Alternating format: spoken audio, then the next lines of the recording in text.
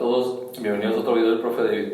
El día de hoy vamos a hablar de potencia en circuitos de corriente alterna. Como ya hemos visto en videos anteriores, la potencia en los circuitos de corriente directa se calcula por medio de una ecuación que podemos expresar en distintas formas por medio de la ley de Ohm. En corriente directa lo que hacíamos era calcular una potencia que representábamos con la letra P, que se calculaba como el voltaje que pasa a través de una resistencia por la corriente que pasa a través de ella. Y esto lo podíamos expresar en varias formas, como V al cuadrado entre R y I al cuadrado por R. Lo que pasa en corriente alterna es que tenemos un caso algo similar, pero que es diferente. En la corriente alterna tenemos tres tipos de potencias. Tenemos lo que es la potencia aparente, la potencia real y la potencia reactiva. La potencia aparente la representamos con la letra S y sus unidades son los volt ampere o VA. Tenemos la potencia real, que la expresamos igual que en corriente directa con watts, y tenemos la potencia reactiva,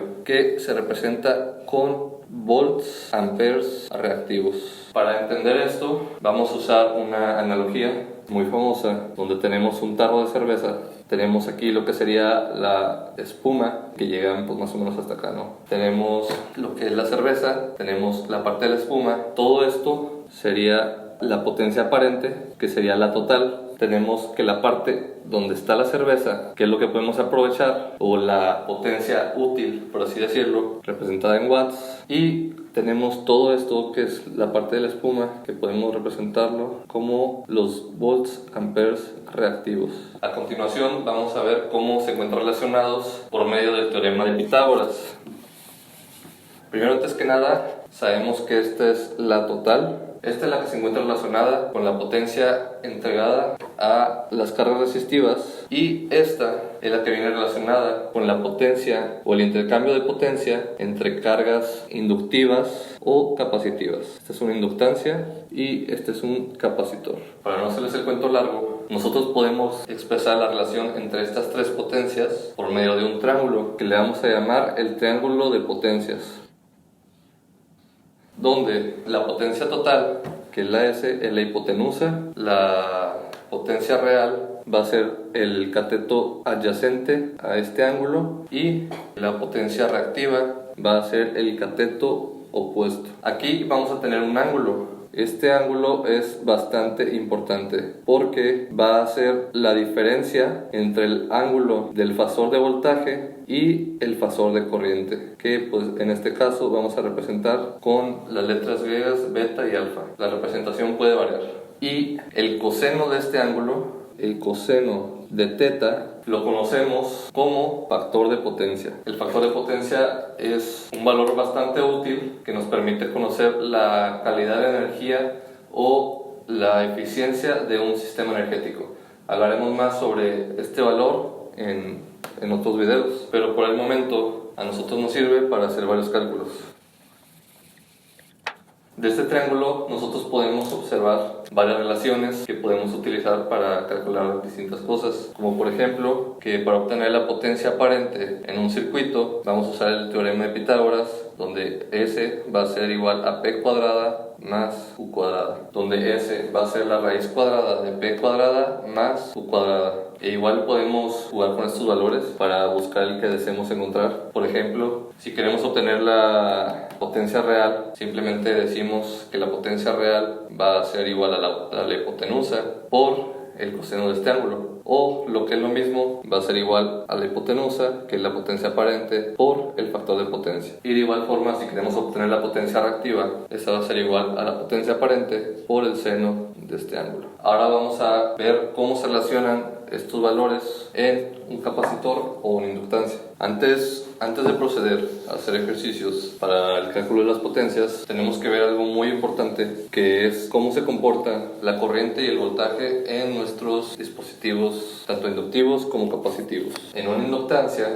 si nosotros graficamos en un plano el valor de corriente y voltaje en una inductancia, nosotros nos vamos a dar cuenta de que en una inductancia la corriente atrasa al voltaje, es decir, el voltaje cruza más rápido por el plano de las X, este sería el voltaje, que la corriente. Entonces la corriente pasaría por acá. Entonces, en una inductancia, nuestra corriente va a tener una amplitud y un ángulo de fase negativo. Y en una capacitancia, lo que sucede es exactamente lo opuesto. Nosotros tenemos el plano cartesiano, nosotros podemos graficar voltaje contra corriente. Bueno, aquí yo olvidé poner que esta es la corriente. Y nos vamos a dar cuenta de que la corriente cruza más rápido por el plano de las X. Esta va a ser la corriente, este va a ser el voltaje. Por lo que podemos decir que la corriente adelanta al voltaje. Entonces la corriente la vamos a poder representar con su amplitud y un ángulo de fase positivo. Esto, como ya lo habíamos mencionado en otros videos, lo estamos expresando en forma polar, que ustedes lo pueden configurar en su calculadora. Ahora vamos a hacer unos ejercicios sencillos, nada más para entender la potencia en circuitos de corriente alterna. Vamos a hacerlo con 3 casos. El primero, vamos a tener una fuente de voltaje de corriente alterna, que vamos a decir que tiene un valor de 1, ángulo de 0 volts. Recordemos que este es un fasor,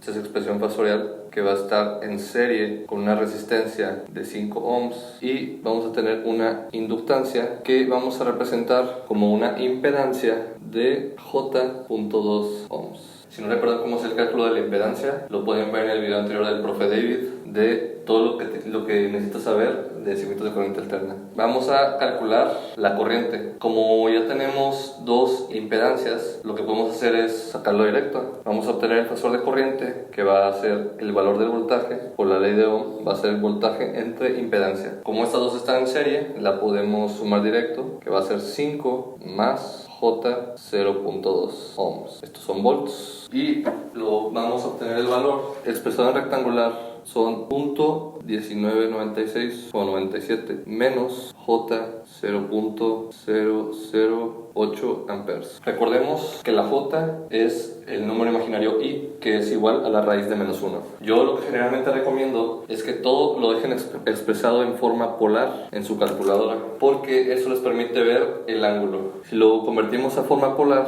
tenemos que la corriente tiene una amplitud o una magnitud de 0.2 amperes y un ángulo de menos 2.29. Si observamos, este valor es negativo, que corresponde con lo que explicaba de que en una inductancia la corriente atrasa al voltaje y por lo tanto su ángulo de fase es negativo. Si nosotros queremos obtener la potencia aparente, vamos a hacer algo parecido a la corriente directa, donde en corriente directa era el valor del voltaje por el valor de la corriente, pero en este caso, como estamos trabajando con fasores y esto es corriente alterna, lo que vamos a hacer es que vamos a multiplicar el valor del fasor de voltaje por el conjugado de la corriente. El conjugado lo vamos a escribir con un pequeño asterisco así. Y lo que es el conjugado es que si nosotros tenemos este número complejo, que es la suma de un valor real con un imaginario, para obtener un conjugado simplemente vamos a cambiar el signo de la parte imaginaria. Es decir, que aquí vamos a tener un 1 ángulo de 0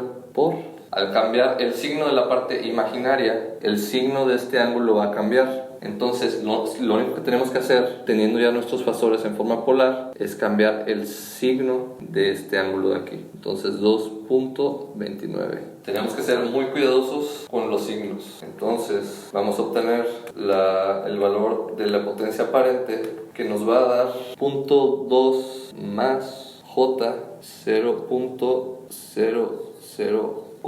Esta va a ser la parte real, que es lo que se disipa de potencia en esta resistencia, y esta es la potencia reactiva, que es la que se encuentra asociada con el intercambio de potencia entre la fuente y nuestro inductor. Esto lo podemos representar en forma polar y nos da 0.2 ángulo de 2.29. Ahora, si nosotros quisiéramos obtener el factor de potencia, simplemente tenemos que agarrar este ángulo, obtenemos su coseno. Factor de potencia es igual al coseno de 2.29. Eso nos da un valor de 0.999, que es prácticamente 1 o casi 1.999. Luego, como les había explicado, hablaremos de la importancia del factor de potencia, pero lo que tenemos que saber ahorita es que un factor de potencia muy cercano a 1 realmente es bastante bueno. Significa que no hay mucho desfase entre el valor de la corriente y el valor del voltaje. Ahora vamos a hacer un ejercicio con un capacitor. Algunos de ustedes se preguntarán por qué la inductancia era positiva y el capacitor ahora tiene una impedancia negativa. Eso lo pueden ver en otro video, otros temas de circuitos eléctricos, pero lo que hay que recordar es que la impedancia en una inductancia se calcula como J por el valor de la velocidad angular por la inductancia, y el valor de la impedancia en una capacitancia es el negativo de J entre la velocidad angular por el valor de la capacitancia. Ahora vamos a hacer exactamente lo mismo y vamos a ver cuál es la diferencia. Vamos a obtener el valor de la corriente directamente, lo va a hacer todo en forma polar, que va a ser 1 ángulo de 0 entre 5, ahora va a ser menos J0.2. ¿Qué es lo que va a pasar? Que nos va a dar ahora un valor distinto en el ángulo de fase de la corriente. 5 menos J por punto 2. ¿Qué observamos ahora? Si lo vemos en forma polar, lo que observamos es que la corriente nos da aproximadamente 0.2, ángulo de 2.29 amperes. Y como vemos, este ángulo de fase es positivo porque en un capacitor la corriente adelanta al voltaje. Ahora, si nosotros queremos obtener la potencia aparente, simplemente decimos que será el fasor de voltaje por el conjugado del fasor de corriente. Entonces va a ser 1 ángulo de 0 por 0.2. Recordemos que si queremos hacer el conjugado simplemente cambiamos este signo, menos 2.29. Entonces lo que vamos a tener es un valor de 0.1998, prácticamente 0.2 menos 0.008. Estos son volts amperes. Y si lo expresamos en forma polar, recordemos que es la potencia real o activa.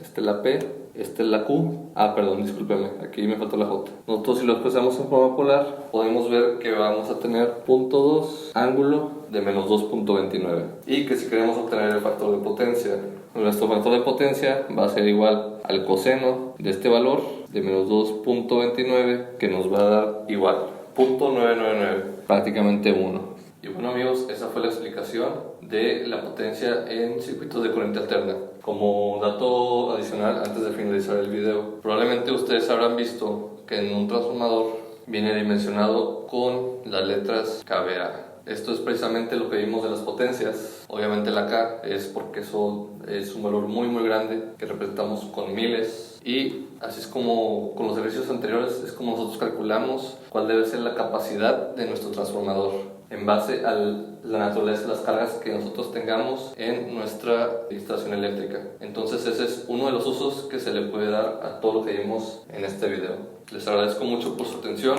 Ya saben que si les gustó este video pueden darle like, suscríbanse y dejen un comentario aquí. Nos vemos en el próximo video. Hasta luego.